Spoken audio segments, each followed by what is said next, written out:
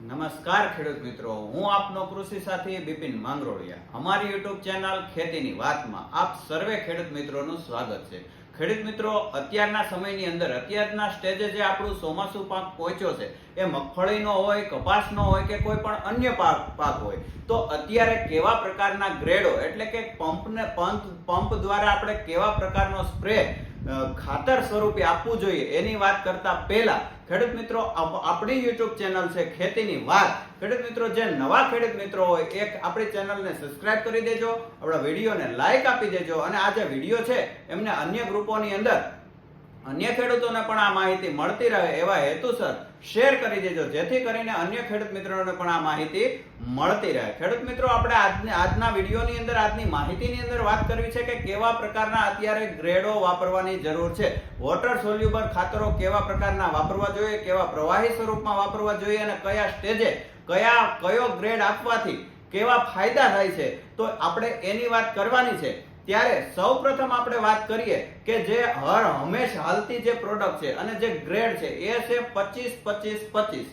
આને પ્લસ આની અંદર મિક્સ માઇક્રોન્યુટ્રન આવી જતો હોવાથી ખેડૂત મિત્રો 25-25 નો જે ગ્રેડ છે એનપીકે તો આવી જાય છે, પણ એમની સાથે મિક્સ માઇક્રોન્યુટ્રન પણ આની અંદર આવી જાય છે, જેની અંદર ઝીંક, ફેરસ, બોરોન, મેંગેનીઝ ને કોપર આ પાકના ગમે તે સ્ટેજે ચાલતો આ ગ્રેડ છે. તો આનો છંટકાવ આપણે કપાસની અંદર ખાસ અત્યારે કરવો જોઈએ આ સમયની અંદર. અને જ્યારે મગફળીની વાત છે તો અત્યારે વાવણીની મગફળી જે છે એ 75 દિવસ આસપાસ અને આગોતરી જે મગફળીઓ છે એ ક્યાંય ને ક્યાંય 90 થી 95 દિવસ સુધીની મગફળીઓ થઈ છે. ત્યારે આપણે જે ડોડવાનું બંધારણ કરવા માટે ખાસ કરીને અત્યારે 05234 આનો છંટકાવ 1 થી 2 સ્પ્રે જરૂર પ્રમાણે આપણે લઈ લેવાનો હોય છે. આને પ્રતિ પંપ 100 ગ્રામ નાખી અને આને ઓગાળવાની જે રીત છે એ વધારે પાણીમાં ઓગાળવાનું હોય છે અને ખૂબ ઠંડા પાણીમાં પણ આને ઓગાળવાનું હોતું નથી. આને મીડિયમ અથવા તો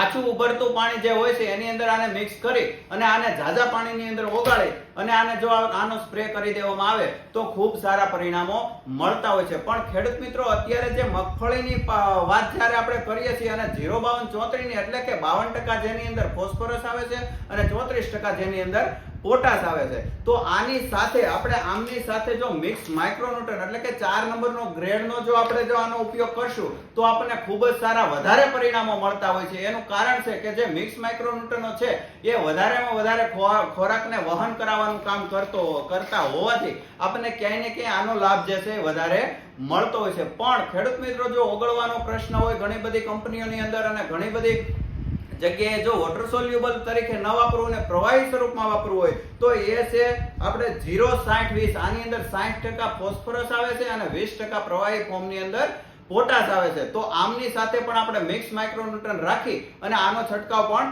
કરી શકીએ છીએ. અને આ પ્રતિ પંપ જે છે એ 35 ml લેખે વાપરવાનું હોય છે. અને જે આપણે મિક્સ માઇક્રોન્યુટ્રન એટલે કે જે આ જોડી આપણે વાપરીએ છીએ આમનો છંટકાવ જે છે પ્રતિ પંપ 25 ગ્રામ રાખી અને સાથે છંટકાવ કરવાથી ખૂબ જ સારા પરિણામો અત્યારે મળતા હોય છે. ડોડવાનું બંધારણ કરવા, ડોડવાને મોટા કરવા અને ક્યાંય ને ક્યાંય જે હુયા ઉતરવાનો સમય જે છે તો એમાં પણ ઝડપીમાં ઝડપી આપણે ડોડવાનું બંધારણ કરવા માટે પણ આ ઉપયોગી થતું હોય છે. જે ફોસ્ફરસ ગ્રેડ છે એ ક્યાંય ને ક્યાંય આ સમયે ખૂબ જ ઉપયોગી નીવડતો હોવાથી આના સ્પ્રે કરી દેવા ખૂબ જ જરૂરી હોય છે. 0-60-20 ના વાપરવું હોય તો જે છે ફોસ્ફરો કેલ્શિયમ જેની અંદર ફોસ્ફરસ, પોટાશ અને કેલ્શિયમ ત્રણેય વસ્તુ મિક્સ આવે છે એનો પણ આપણે પ્રતિ પંપ 35 ml રાખી અને જો છંટકાવ કરશું તો ક્યાંય ને ક્યાંય ખૂબ સારા પરિણામો મળતા હોય છે. આ જે ગ્રેડો છે એ અત્યારના સ્ટેજની અંદર કપાસની અંદર પણ આપણે ઉપયોગ કરી શકીએ છીએ અને મગફળીની અંદર પણ ઉપયોગ કરી શકીએ છીએ.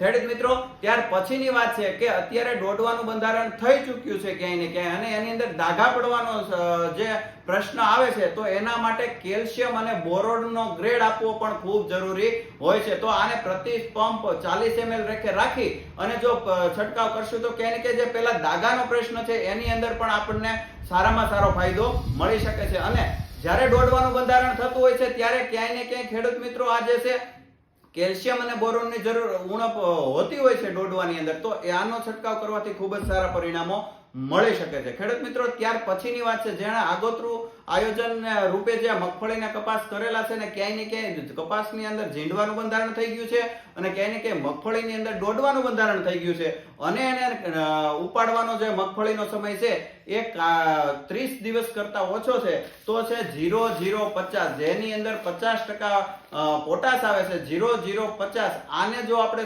પ્રતિ પંપ 100 ગ્રામ લેખે નાખી અને છંટકાવ કરશું તો ક્યાંય ને ક્યાંય ખૂબ સારા પરિણામો મળતા હોય છે. ત્યાર પછી છે, માનો કે 0050 નથી વાપરવું તો એમની જગ્યાએ 18 ગ્રામ એટલે કે એક જે માઇક્રો પાર્ટિકલ ની અંદર આવે છે, નેનો પોટાશ જેને આપણે કહીએ છીએ, એ છે 1 કે પોટાશ પ્રતિ પંપ 18 ગ્રામ રાખી અને જો 2 છંટકાવ આની અંદર કરી દેવામાં આવે તો ક્યાંય ને ક્યાંય મગફળીના પાકની અંદર આપણો દોડવાનો જે દાણો બંધારણની વાત છે, ક્યાંય ને ક્યાંય એનો વજન વધારવાની વાત છે, ચમક વધારવાની વાત છે અને ઉત્પાદન લેવાની વાત છે, એની અંદર આપણને પૂરેપૂરો આની અંદરથી ફાયદો મળતો હોય છે. અને ત્યાર પછી જે છે ખેડૂત મિત્રો, એ પણ ન વાપરવું હોય તો જે છે સલ્ફર અને પોટાશ આ બંને જ આની અંદર મિક્સ આવી જાય છે. એ છે સલ્ફર જે આની અંદર આવે છે એ 17% આવે છે અને પોટેશિયમ એટલે કે પોટાશ જે છે એ 25% આવે છે. આનો પણ પ્રતિ પંપ 50 ml રેખે રાખી અને જો છંટકાવ કરવામાં આવે તો ખૂબ સારા પરિણામો મળતા હોય છે. આવા પ્રકારના ગ્રેડો જો અત્યારે સ્પ્રે લઈ લેવામાં આવે તો ક્યાંય ને ક્યાંય ઓછા ખર્ચે વધારે ઉત્પાદન મળતું હોય છે. ખેડૂત મિત્રો, આ સિવાયની અન્ય કઈ વિડીયોની અંદર માહિતી આપણને કહેવાની રહી ગઈ હોય તો અમારો મોબાઈલ નંબર છે 99259 05742. આ નંબર ઉપર તમે અમારો કોન્ટેક્ટ કરી શકો છો અને ખેડૂત મિત્રો, ક્યાંય ને ક્યાંય વોટ્સએપ દ્વારા પણ તમે મેસેજ કરીને માહિતી લઈ શકો છો. આવી માહિતી જે છે તમારા સમક્ષ લઈને આવતા રહેશું. ત્યાં સુધી રજા આપશો. નમસ્કાર.